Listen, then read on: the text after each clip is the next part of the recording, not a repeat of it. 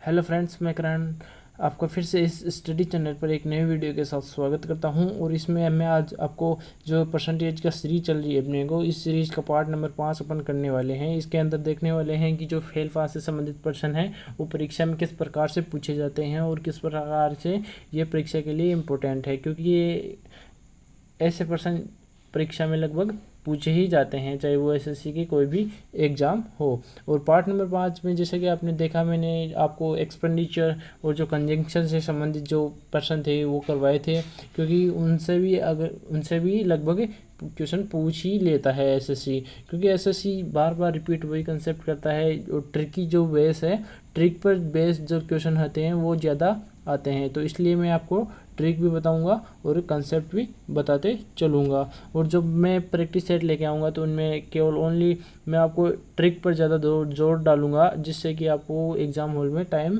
बच सके। तो चलिए अब अपन हल करते हैं कि फेल पास से संबंधित प्रश्न ये दे रखा है अपने को, इनमें क्या है। तो इस ट्रिकी सेशन पर आप बने रहिए और चैनल को सब्सक्राइब भी कर लें और बेल आइकन को प्रेस कर लें, ताकि आपको आने वाली वीडियो का नोटिफिकेशन मिल सके। तो चलिए अब देखते हैं अपन फेल पास से संबंधित जो क्वेश्चन दे रखे हैं अपने को, इन्हें अपन हल करते हैं।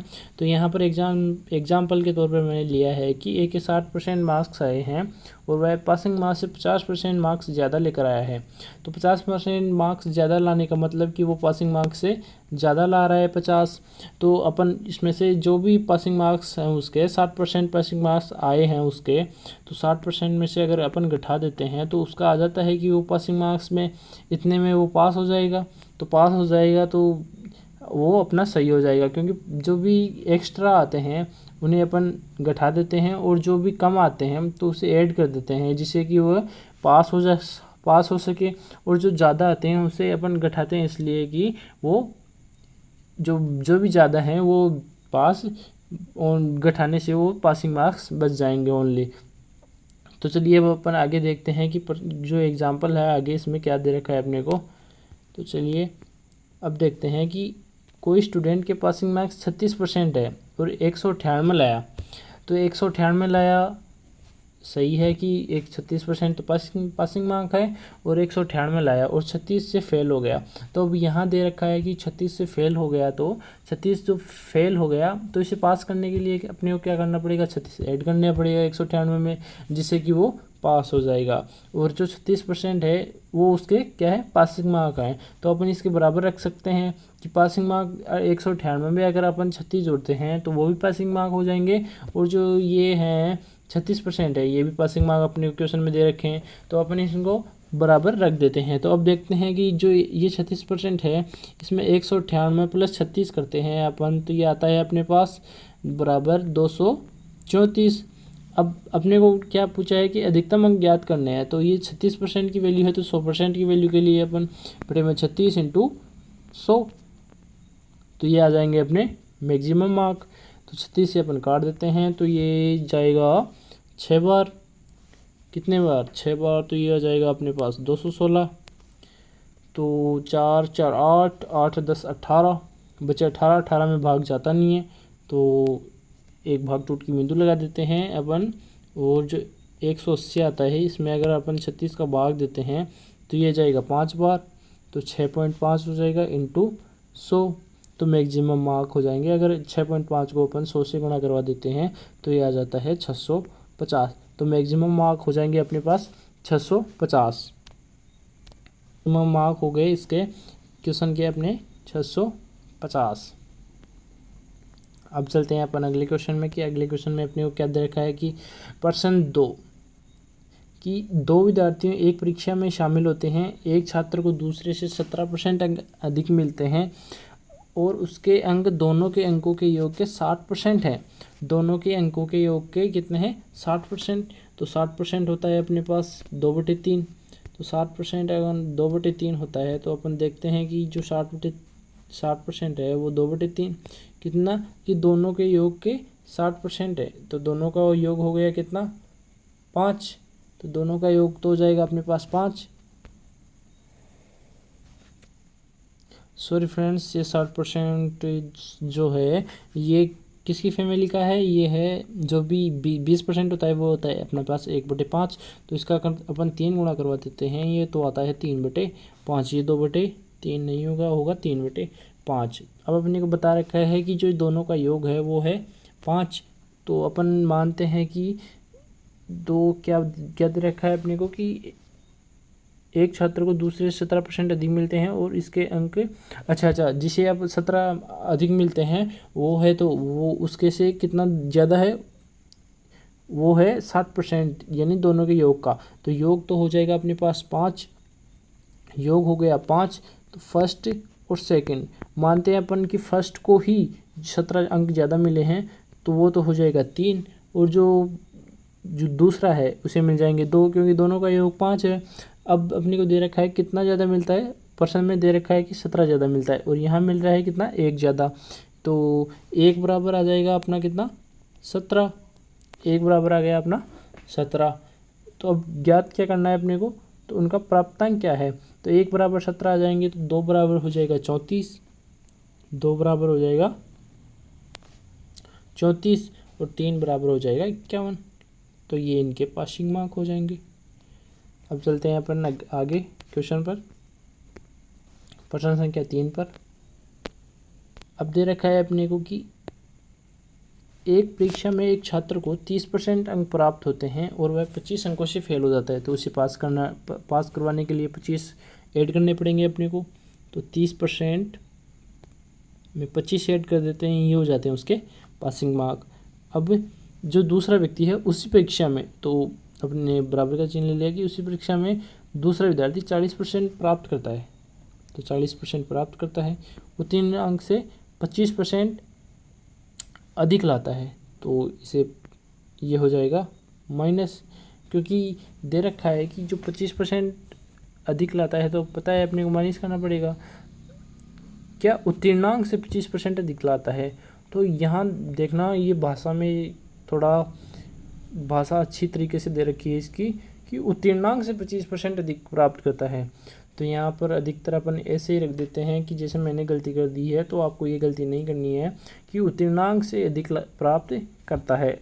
तो उत्तीर्णांक के लिए अपन क्या करते हैं, जो उत्तीर्णांक है ये हो गए उसके उत्तीर्णांक, तो ये माइनस तो हो गई क्योंकि 25% अधिक ला रहा है वो, तो ये हो जाएंगे उत्तीर्णांक 30% प्लस 25 का 25%। तो ये इनटू में अपन लिख सकते हैं 1/4, क्योंकि 25% होता है 1/4 % प्लस 25 है। अगर इसे अपन अक्स मान ले तो अपनी कैलकुलेशन क्या हो जाएगी, शॉर्ट हो जाएगी, जिसे अपन आसानी से कर पाएंगे। तो अगर इसे अपन अक्स मानते हैं तो जो ये माइनस वाला है वो इधर आकर प्लस हो जाएगा, और इसे अपन ने अक्स मान ही लिया है, तो ये हो जाएगा प्लस x/4। तो ये हो जाएगा 5/4 x इक्वल 40%। अब अपन इसे हल करते हैं, तो 5 से अगर इसे अपन काटते हैं तो ये होता है 8, और ये 4 इधर जाता है, तो x बराबर आता है अपना 32%। अब पूछा है अपने को क्या, अधिकतम उत्तीर्णांक क्या है। तो अधिकतम उत्तीर्णांक अब अपन ज्ञात करते हैं कि अधिकतम उत्तीर्णांक क्या है। माना था वो अक्स की वैल्यू अपन पुट कर देते हैं, तो अक्स की वैल्यू हो जाएगी अपने पास जो 32% है, ये 32% बराबर हो जाएगा अपना कितने के, 30% प्लस 25 के बराबर हो जाएगा। तो अब अपन वैल्यू इसके अगर निकाल देते हैं तो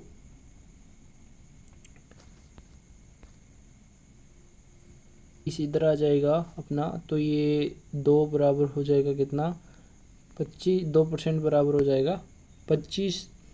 तो अब अपन को वैल्यू क्या निकाल है, 100% की अपन को अगर वैल्यू निकालते हैं अपन, तो इसमें देखते हैं आगे है 30%, तो इसे 30% अपन बनाते हैं, तो ये हो जाएगा कि इसे 15 से इंटू करेंगे, तो इधर भी 15 से इंटू करना पड़ेगा, और जो 25 ज़्यादा हैं वो दोनों में क्या करना पड़ेगा, ऐड करना पड़ेगा, जो 25 है वो दोनों में ऐड करना पड़ेगा। तो ये इधर गुणा करवाते हैं अपन, तो ये तो हो जाता है कितना, 375, 375 में अगर अपन 25 ऐड कर देते हैं तो वो हो जाता है कितना, 425 वो ऐड होंगे जो वो जिसने कम लेके आया है, तो 25 ऐड हो जाएंगे तो वो हो जाएगा अधिकतम पासिंग मार्क हो जाएंगे इसके 400। अब चलते हैं अपन अगले क्वेश्चन में। अगला क्वेश्चन क्या है, एक परीक्षा में बी सी से 20% अधिक अंक लाता है, बी सी से 20% अधिक अंक लाता है, तो अपन मानते हैं कि जो सी है वो तो हो जाएगा अपने पास 5, सी हो जाएगा 5 क्योंकि 20% होता है 1/5, और जो बी है वो हो जाएगा अपने पास 6 क्योंकि अधिक लाता है तो एक उसमें ऐड हो जाता है। अब परंतु ए से 10% कम, तो ए से 10% कम यानी कि बी है जो ए से 10% कम लाता है, यानी कि 10 से 9 10% होता है, 1/10 तो 10 से 9 हो गया। अब अपने को जो बी का रेशियो है उसे बराबर करना है दोनों तरफ, तो ये बी का रेशियो बराबर करने के लिए अपन इसे 3 से गुणा करवा देते हैं और इधर 2 से गुणा करवा देते हैं, तो ये हो जाता है 18। इसे भी अपने को क्योंकि रेशियो में है तो इसे भी अपन 3 से गुणा करवाना पड़ेगा, और इधर है ये भी 2 से गुणा करवाना पड़ेगा, तो ये हो जाएगा 18। और जो सी का रेशियो है वो हो जाएगा अपने पास कितना 15, और जो ए का रेशियो है वो हो जाएगा अपने पास 20। ओके, अब अपन देखते हैं आगे क्या दे रखा है अपने को कि जो सी है अगर सी को 1080 अंक आया, तो सी को 1080 अंक आया है तो अपना बी का हो गया 18 और जो सी है उसका हो गया 15, तो 15 अपन 1080 के बराबर रख सकते हैं, तो 15 बराबर 1080। अब इसे अपन काट देते हैं तो 15 ये हो जाएगा, तो 15 से अगर अब इसे काट देते हैं तो 5 और बचेगा कितना 3 30, तो 15 दूनी 30, तो एक बराबर आ जाएगा अपने पास 72। अब अपने को बताया गया रखा है कि ए के द्वारा लाए गए अंकों का प्रतिशत ज्ञात करें अगर कुल अंक 2000 है, तो ए का जो पहले तो अपने को अंक ज्ञात करने पड़ेगा और फिर अपन उसका परसेंटेज निकाल देंगे। तो ए का रेशियो दे रखा है अपने पास कितना 20, तो 76 को अपन 20 से गुणा करवा देंगे तो आ जाएंगे ए के अंक, और कितना 2000 अपने को कुल दे रखा है, तो परसेंटेज ज्ञात करने के लिए अपन इसे 100 से गुणा करवा देते हैं। अब तो 1 2 3 3 0 से 3 0 गया। अब 76 को अगर 72 को यहाँ है 72, तो 72 को 2 से गुणा करवाएंगे तो 2 दूनी 4 और 7 दूनी 14, जो ये आता है अपने पास 144, और बटे में कितना है अपने पास 2, तो ये हो जाएगा 72%। 144 में 2 का भाग देते हैं तो आ जाता है अपने पास 72%, तो 72% है वो हो जाएगा ए का, जो ए ने कुल मत प्राप्त को कुल जो ए परीक्षा में कुल अंक लेकर आया है उसका परसेंटेज, कुल का परसेंटेज, यानी कुल 2000 है तो 2000 का हो जाएगा ये 72%। अब चलते हैं अपन आगे प्रश्न संख्या 5 में। एक परीक्षा में लड़कियों और लड़कों के लिए न्यूनतम उत्तीर्णांक प्रतिशत क्रमशः 33% और 40% है, जो कि अपने को दे रखा है कि 33% और 40% है। एक लड़के ने 377 अंक प्राप्त किए और 103 मतों से अनुत्तीर्ण हो गया, तो अनुत्तीर्ण हो गया यानी कि 377 प्लस 103, तो लड़कियों के लिए न्यूनतम उत्तीर्णांक क्या है, जो ये लड़का लाया है तो लड़के के लिए अपने को दे रखा है कि जो 40% के बराबर। अब अपने को ज्ञात करना क्या है कि तो लड़कियों के लिए न्यूनतम उत्तीर्णांक अंक क्या होगा, तो लड़कियों के लिए न्यूनतम उत्तीर्णांक अंक के लिए अपन इसे ऐड कर देते हैं फिर कुल निकालते हैं, और कुल का 33% अगर अपन ज्ञात करते हैं तो वो आ जाएगा लड़कियों के लिए अधिकतम यानी न्यूनतम उत्तीर्णांक अंक अपने को ज्ञात हो जाता है, तो अपन इसे ऐड कर देते हैं तो ये आता है, तो 7 3 10 1 8 और ये 480, 40% बराबर 480 आता है अपने पास, तो 100% की वैल्यू निकालने के लिए 480/40 इंटू 100, 1 0 से 1 0 गया और ये 1 और ये 2, तो ये आ जाता है अपने पास 1200 हो जाएगा न्यूनतम उत्तीर्णांक, यानी वो 1200 तो हो जाएगा अपना जो कुल है, जो जितने नंबर हैं वो हो जाएंगे अपने कुल 1200। अब 1200 का अगर अपन 33% निकाल देंगे तो वो आ जाएगा लड़कियों का न्यूनतम उत्तीर्णांक अंक, तो 1200 का अपन 33% निकाल देते हैं तो ये जाएगा, तो अगर 12 को अपन 33 से गुणा करवाते हैं तो 12 36, हाँ कैरी 3, तो 12 36, 36 और 3 ये हो जाएगा 396। तो 396 अपना करेक्ट आंसर हो जाएगा। अब चलते हैं अपने अगले क्वेश्चन में, प्रश्न संख्या 6 में कि प्रश्न संख्या क्या दे रखा है अपने को। तो प्रश्न संख्या 6 के लिए अपन हल करते हैं अब प्रश्न संख्या 6 को, कि एक परीक्षा में उत्तीर्णांक होने के लिए अधिकतम कुल अंकों से 296 प्राप्त करना आवश्यक है। 296 तो प्राप्त करना आवश्यक है। एक विद्यार्थी 359 अंक प्राप्त करता है और वह अनुत्तीर्ण हो जाता है। छात्र द्वारा प्राप्त अंकों और उत्तीर्ण होने के लिए आवश्यक अंकों का अंतर। तो इनका भी अपन अंतर ले लेते हैं, जो अपने को दे रखा है उनका भी अंतर ले लेते हैं, क्योंकि अपने को अंतर दे रखा है क्वेश्चन में। तो 296 से अगर अपन 259 अगर घटा देते हैं और ये आएगा अपना कितना 5% के बराबर। तो अपने को पढ़ना है कि क्वेश्चन में पूछा गया है। तो क्वेश्चन में पूछा है अपने को कुल कितने अंक प्राप्त हो सकते हैं, यानी कि अपने को कुल पूछा है कि कुल अपन कितने निकाल सकते हैं। तो 5% आ जाएगा अपने कितना, तो 5% की वैल्यू अगर अपन निकाल देते हैं, ये 296 से अगर 259 निकाल देते हैं अपन, तो 16 में से 9 गया तो अपने पास आएगा कितना 7। तो एक उदाहरण ले लिया अपन ने, तो ये हो जाएगा 8, तो 8 में से 5 गया 3, तो 5% हो जाएगा 37 के बराबर।